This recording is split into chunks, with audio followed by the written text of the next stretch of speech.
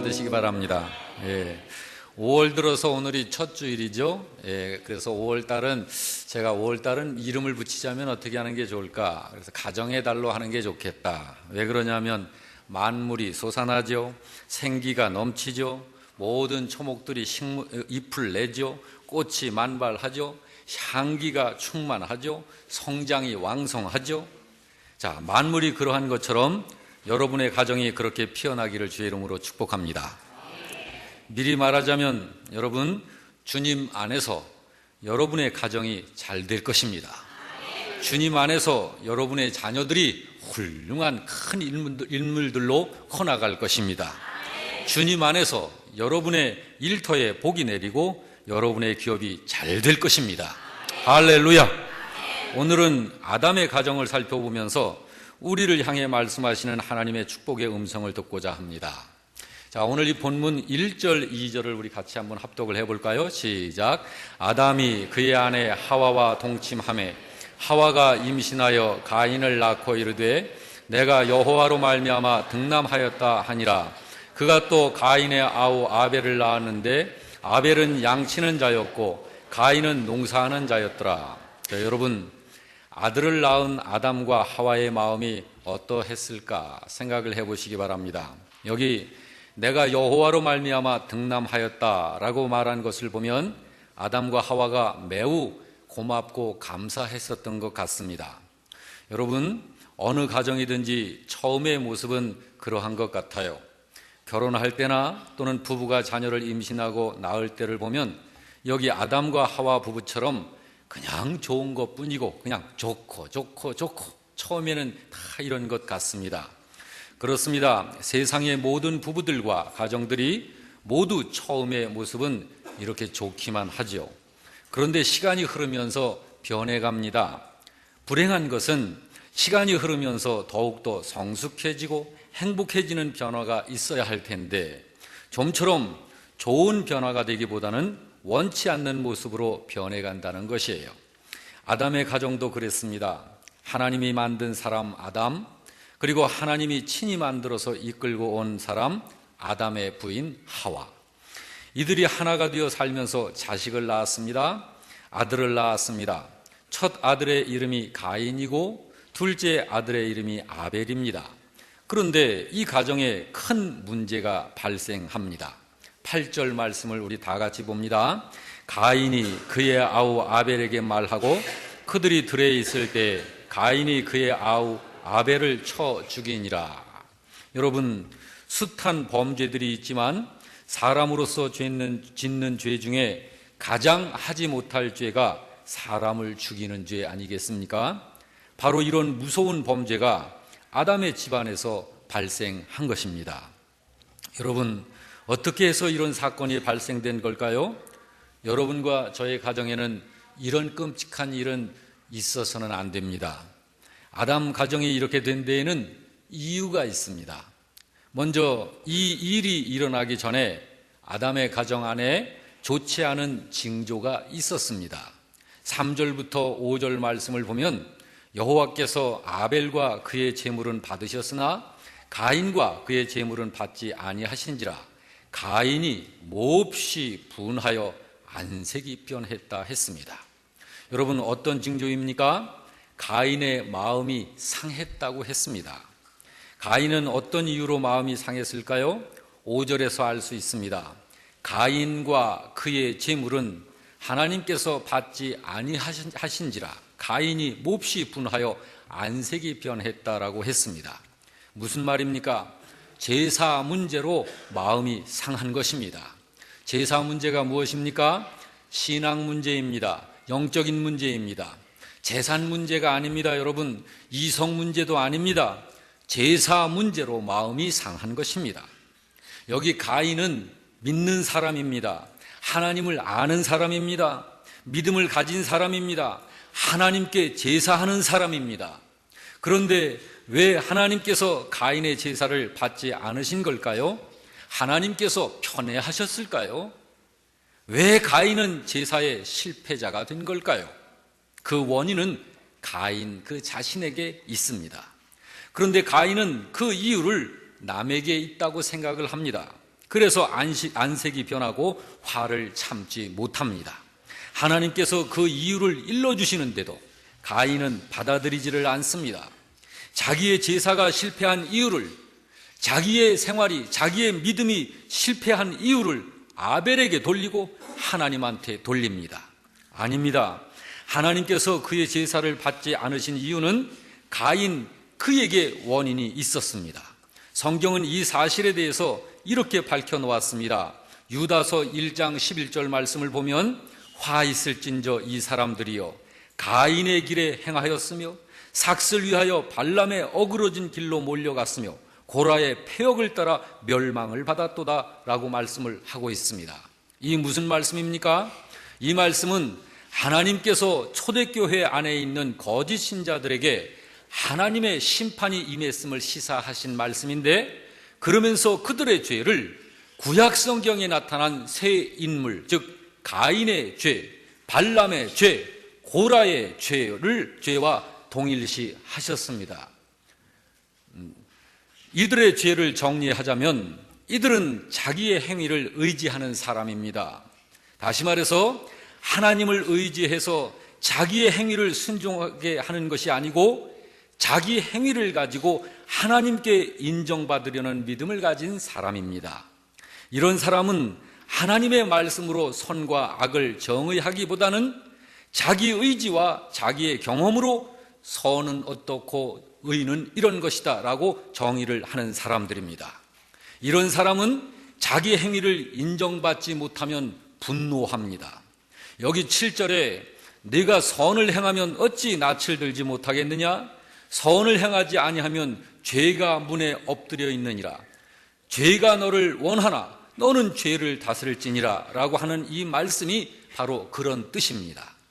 가인에게 있어서는 그가 아무리 하나님을 부르고 제사를 해도 그것이 하나님께 연락되지 않는 것입니다.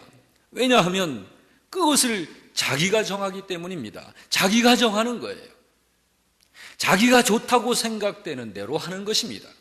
자기의 삶도 그렇게 살 뿐만 아니라 하나님을 섬기는 생활에 있어서도 자기가 좋겠다고 생각되어지는 대로 하나님을 섬기는 거예요. 하나님을 섬기는 이 우리의 방법, 하나님을 섬기는 동기, 하나님을 섬기는 실제 삶이 어떠해야 하는지를 하나님은 우리들에게 성경을 통해서 자세하게 일러주고 계시는데, 그 모든 것들보다도 자기가 경험하고 자기 의지로 생각하는 것을 좋다고 생각되는 대로 그것을 따라서 섬기는 사람의 모습입니다. 여러분, 안 됩니다. 우리의 믿음, 우리의 예배, 우리의 찬송, 우리의 헌금, 이런 것은 성경에 하나님이 일러주신 대로 순종하여 행해야 하는 것입니다. 그것이 믿음입니다. 여러분, 여기 5절을 다시 한번 보시기 바랍니다. 가인과 그의 재물은 받지 아니하신지라. 가인이 몹시 분하여 안색이 변했다 했습니다. 여러분, 제사에 있어서 하나님이 받으시는 것이 무엇이라고 생각합니까? 여러분과 저의 지금 이 시간의 예배에 있어서 하나님께서 이 시간에 받으시는 것이 무엇이라고 생각하십니까? 하나님께서 이 시간에 무엇을 가장 소중히 여기신다고 생각하십니까? 재물이라고 생각합니까? 아니면 제사하는 사람이라고 생각하십니까? 여기서 분명히 말씀하고 있습니다. 5절에 가인과 그 재물이라고 말하고 있습니다. 재물이 아닙니다. 여러분, 하나님께서 궁극적으로 원하시는 것은 재물이 아니에요. 예배하는 사람입니다. 바로 여러분과 저를 하나님께서 받으시는 거예요. 그러므로 여러분, 신자에게 있어서 제사보다, 예배보다 먼저 중요한 것이 제사하는 사람입니다. 다시 말해서 우리 각자의 믿음이 더 중요한 것입니다. 여기 7절은 그 사실을 이렇게 밝히고 있는 것입니다. 네가 선을 행하면 어찌 낯을 들지 못하겠느냐? 선을 행하지 아니하면 죄가 문에 엎드려 있느니라. 죄가 너를 원하나 너는 죄를 다스릴지니라. 여러분, 가인 같은 이런 믿음으로 신앙생활하는 신자에게서 나타나는 공통적인 특징이 있습니다. 영적인 시기심입니다. 자기를 다른 신자들과 비교합니다. 그리고 자기보다 나은 믿음을 가진 신자를 좋아하지 않습니다. 싫어합니다. 하나님께 복을 받는 신자가 있으면 아주 분해합니다. 속으로 그냥 화가 납니다. 교회 안에서 자기가 으뜸이 되어야 직성이 풀립니다. 지금 으뜸이 되지 말아야 한다는 말 아닙니다. 그 이유가 문제가 된다는 것입니다. 여러분이요, 이런 믿음은 반드시 다스려야 됩니다. 이 믿음을 교정하지 않으면 아담의 가정 같은 그런 가정이 되고 마는 거예요. 그런 믿음을 가진 신자는 가인 같은 사람이 또한 되고 마는 것입니다. 여러분의 가정은 이유를 불문하고 행복한 가정 되어야 됩니다. 할렐루야. 꼭 그렇게 되십시오. 여러분 가정의 구성원, 가족들 한 분 한 분이 좋은 믿음을 가져야 됩니다. 하나님께서는 사람을 소중히 여기시는데 그 사람이 어떠한 사람이냐 하는 것은 그의 중심을 보시는 거예요. 그 중심에 어떤 믿음이 들어있느냐, 그것을 보시는 것입니다. 여러분, 여기 아담의 가정 같은 이런 가정 되면 안 됩니다. 여러분, 가인이 왜 동생 아벨을 죽였을까요? 자기 동생인데. 가인이 왜 자기 동생을 죽였을까요? 시기심입니다. 질투심입니다. 아마 죽이고 나서 이 가인은 계속 후회를 했을 거예요. 내가 왜 그랬을까? 하지 못할 짓을 했구나. 그러나 다시 돌이켜지지는 않습니다. 여러분, 가인이 갖고 있는 이런 믿음이면 순간적으로 이런 범죄가 자기 통제가 되어지지 않으면서 나올 수 있는 거예요. 이런 것이 죄성입니다, 여러분. 여러분이요, 이걸 남들도 다 그렇다면서 그걸 인간적 본성이라고 생각해서는 안 됩니다. 본래 사람에게는 가인이 갖고 있는 이런 마음이 없었습니다. 이런 시기심과 질투심은 범죄 후에, 선악과 열매를 따먹은 후에 생겨진 아주 못된 본성입니다. 이것이. 이런 것에서 변화가 되지 않으면 가인과 같은 신자가 되고 마는 것입니다. 가인은 하나님이 자신의 제사를 받지 않으신 원인이 아벨 때문이라고 생각을 하는 거예요. 그리고 하나님이 아벨의 제사를 받게 되면 자기의 제사는 받지 않으실 것이라고 생각을 하는 것입니다. 여러분, 이것은 굉장히 오해를 하고 있는 생각이죠. 그런데 가인은 왜 그렇게 생각을 하는 걸까요? 가인은 그만큼 하나님에 대해서, 믿음에 대해서 올바른 이해를 하지 못하고 있는 것이에요. 그 사실을 우리는 9절에서 느낄 수 있습니다. 여호와께서 가인에게 이르시되 내 아우 아벨이 어디 있느냐? 그가 이르되 내가 알지 못하나이다. 내가 내 동생을 지키는 사람입니까? 여러분, 이게 뭘 말하는 거죠? 여러분, 이 말씀 속에서 가인에게 어떤 것을 봅니까? 가인은 하나님께 아무렇지도 않게 거짓을 말합니다. 이거는 하나님을 무시하는 처사입니다. 하나님을 쉽게 보는 거예요. 하나님을 가볍게 보는 거예요. 하나님께 대하여 그런 입장이니까 걷잡을 수 없는 분노에 휩싸이면서 자기 분을 살인으로 드러낸 것입니다. 바로 이것이 가인이 심각하게 돌아보아야 할 자기 자신의 문제였던 것입니다. 가인은 이 자기 내면의 문제를 문제로 여기지를 않고 제사 실패의 원인을 동생과 하나님에게 돌리고 있는 것이에요. 가인이 살인자가 된 것이 그런 원인들로 인하여서 가인은 그런 사람이 된 것입니다. 여러분, 우리에게 있어서도 가인과 같은 이런 마음이 있을 수 있어요. 그러나 그것을 우리는 다스려야 합니다. 가인처럼 하면 안 되는 거예요. 여러분, 가인은 그런 마음이 있었을 적에 어떻게 했었어야 하는 건가요? 가인은 회개하면서 자기 안에 있는 그 시기심과 질투심을 뿌리째 뽑아냈어야 했던 것입니다. 그리고 하나님께 자신을 철저히 맡기면서 하나님의 말씀에 순종했어야 했던 거예요. 하나님의 말씀을 따라서 살았어야 됐던 것입니다. 그런데 안타까운 것은 가인이 회개하지 않습니다. 성경 어디를 봐도 가인은 한 번도 회개하지 않습니다. 죄악 상태 그대로의 삶을 살아갑니다. 안 됩니다, 여러분. 이런 것이 교만이고 이것이 더러운 고집입니다. 하나님은 기회를 주시는 하나님이십니다. 그런데 가인은 끝까지 회개하지 않습니다. 회개하지 않고 자꾸 변명을 늘어놓습니다.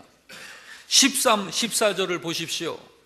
하나님께서 기회를 열어주시는데도 가인은 계속해서 변명만 늘어놓습니다. 13절에 이렇게 말씀되어 있습니다. 가인이 여호와께 아뢰되 내 죄벌이 지기가 너무 무겁습니다. 주께서 오늘 이 지면에서 나를 쫓아내신즉 내가 주님의 낯을 배웁지 못하리니 내가 땅에서 피하며 유리하는 자가 될지라 무릇 나를 만나는 자가 나를 죽일 것입니다 라고 말합니다. 이렇게 자기 자신의 변명은 해도 회개를 하지 않습니다.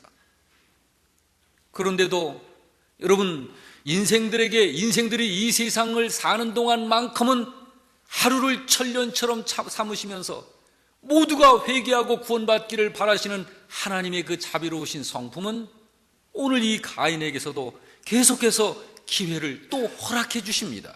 15절을 보십시오. 여호와께서 그에게 이르시되 그렇지 아니하다. 가인을 죽이는 자는 벌을 7배나 받으리라 하시고 가인에게 표를 주사 그를 만나는 모든 사람에게서 죽임을 면하게 하시니라. 여러분, 하나님께서 가인에게 왜 이렇게 자꾸 시간을 연장시켜 주실까요? 기회를 주시는 거예요.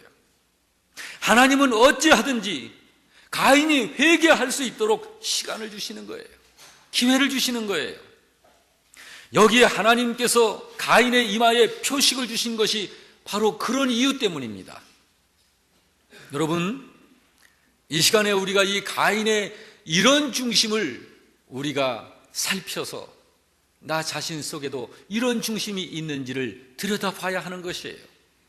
가인만을 살인자라고 생각해서는 안 됩니다. 요한일서 3장 15절에서는 이렇게 말씀합니다. 우리 다 같이 읽습니다. 그 형제를 미워하는 자마다 살인하는 자니 살인하는 자마다 영생이 그 속에 거하지 아니하는 것을 너희가 아는 바라. 이렇게 말씀되어 있습니다. 여러분, 교회 안에 들어와 있다고 해서 가인 같은 신자, 발람 같은 신자, 고라 같은 신자가 있을 수 있지 않다, 그렇게 우리 생각해서는 안 됩니다. 여러분, 변화되어져야 합니다. 우리 신자들은 여기에 가인과 같은 이런 신자가 될까 우리는 두려워해야 합니다. 가인은 참으로 회개하지 않은 어리석은 사람이에요. 가인은 자기 안에 있는 그런 미워하는 마음, 시기하는 마음을 뿌리채 뽑아냈어야 했던 것입니다. 혹시 자기 안에 이런 마음이 있는 분들은 그 못된 마음을 뿌리채 뽑아 버리시기를 주의 이름으로 축원합니다. 목사님, 저는 없는데요. 과연 그럴까요? 아닙니다. 가인의 그 중심에 있었던 이런 죄성이 제 안에도 여러분 안에도 다 있습니다. 왜냐하면 여러분과 저의 출신이 아담의 출신이기 때문에 그렇습니다. 죄인 아담의 자손으로 이 세상에 태어난 존재이기 때문에 그렇습니다. 그걸 다스리지 않으면 안 되는 거예요. 그것을 다스려야 합니다. 예를 들자면 이런 것입니다. 두 아들이 있었습니다. 부모님이 두 아들에게 모두 영어와 피아노를 가르쳤습니다. 그런데 시간이 갈수록 큰 아들은 영어를 잘해서 영어 경시 대회를 나가면 상을 휩쓰는 거예요. 그런데 둘째 아들은 피아노를 잘 칩니다. 그래서 콩쿨 대회를 나가기만 하면 두각을 나타내는 거예요. 두 아들은 모두 부모님의 관심과 사랑을 독차지하고 싶어 합니다. 영어 경시 대회 발표가 되는 날이면 첫째 아들이 부모님의 관심을 독차지하면서 부모님의 얼굴도 환해지곤 했지만 작은 아들은 자기 방에 처박혀 얼굴도 내밀지를 않는 거예요. 그러다가 피아노 연주가 있는 날이면 상황은 또 정반대로 바뀌는 것입니다. 여러분, 왜 한 가족이면서 이런 현상이 생깁니까? 큰아들, 작은아들의 마음에 미워하는 마음, 시기하는 마음, 질투하는 마음이 있기 때문입니다. 여러분, 목회자들끼리의 모임이 제게는 자주 있습니다. 그러면 서로 간의 교회적 현실적 형편을 서로 이야기하고 기도하자고 모인 모임인데, 교회에 부흥되는 모습, 교회가 성도들이 등록하고 막 교회가 커지는 이런 소식을 전하면 어떤 목회자 부부는 굉장히 속으로 속상해합니다. 그리고 나중에 그런 걸 표현도 해요. 여러분, 모르는 교회가 부흥을 하는 데 있어서는 관심이 없어요. 아는 교회가 부흥하는 걸 보면 잠을 못 잔다고 그래요. 분해서. 속상하다는 거예요. 여러분, 이거 왜 그렇습니까? 시기하는 마음입니다. 그런 게 시기하는 마음이에요. 질투하는 마음이에요.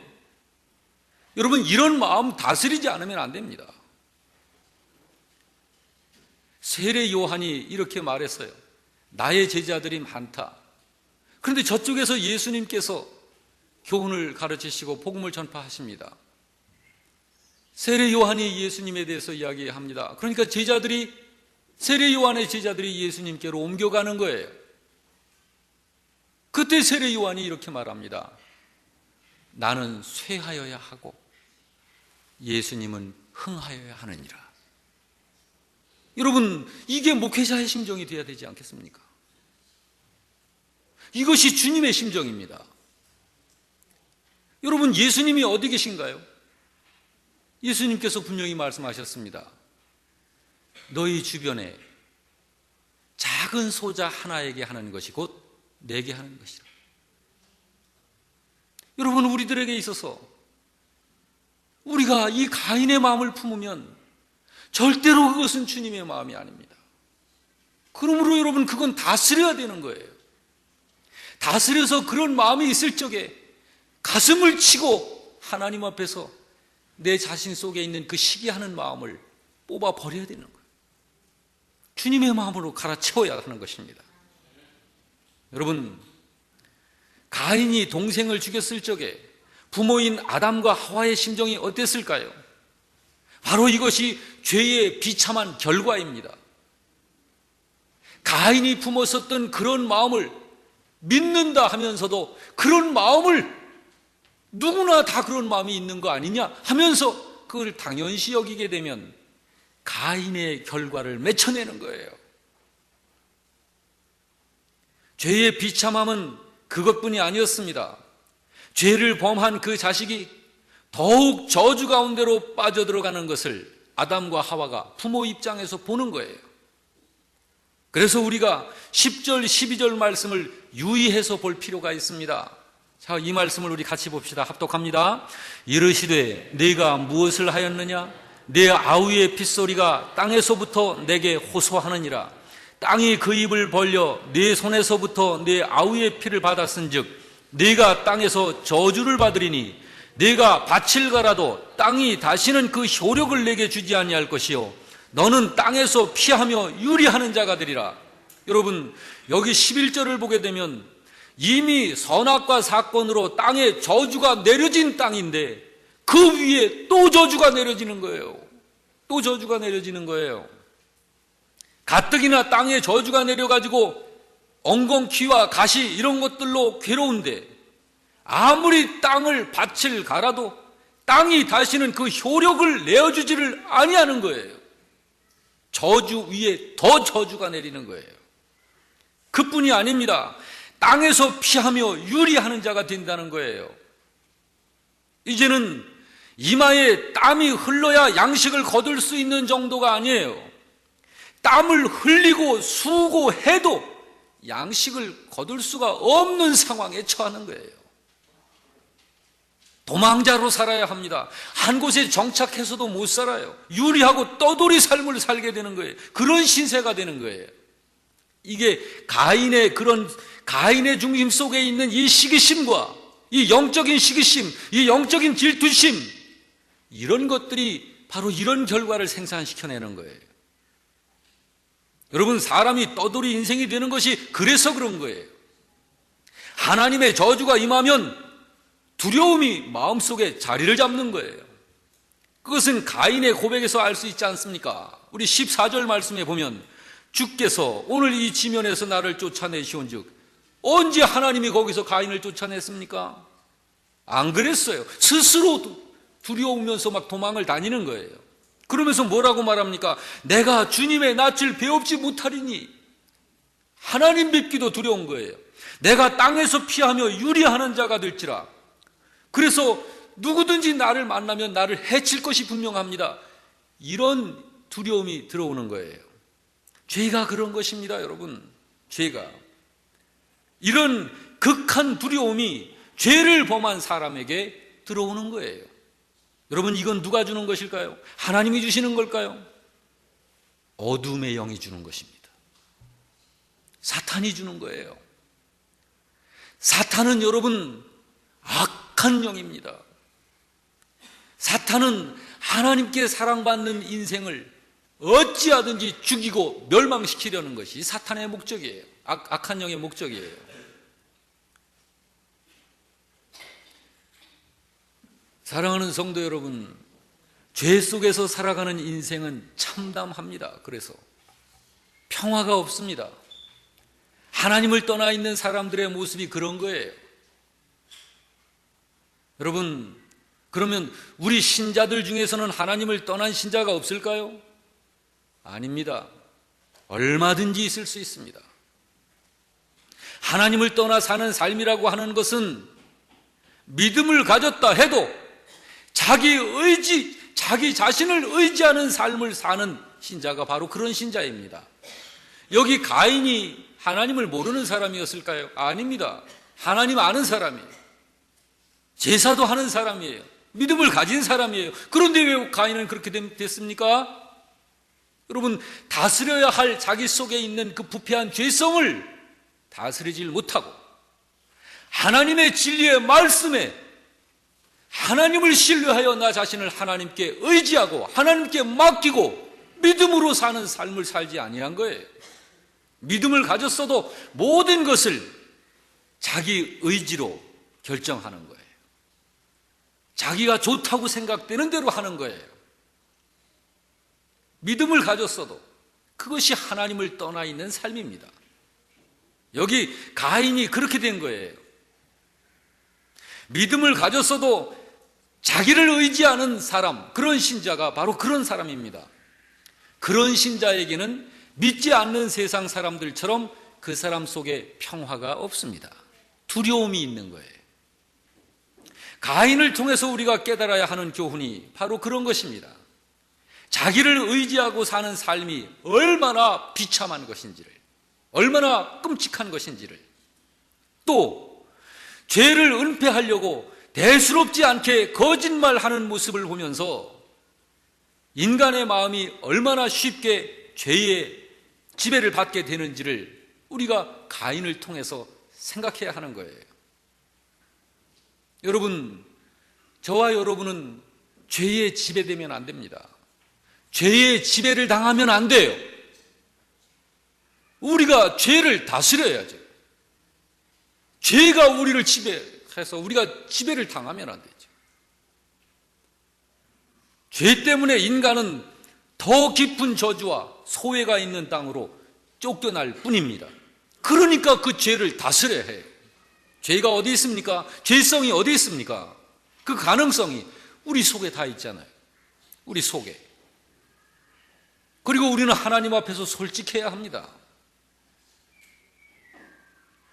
신자가 자기 안에 그런 못된 마음이 있다는 것을 느낄 적에 그 못된 마음을 뿌리 뽑아내야 되는 거예요. 그때 회개해야 하는 것이에요.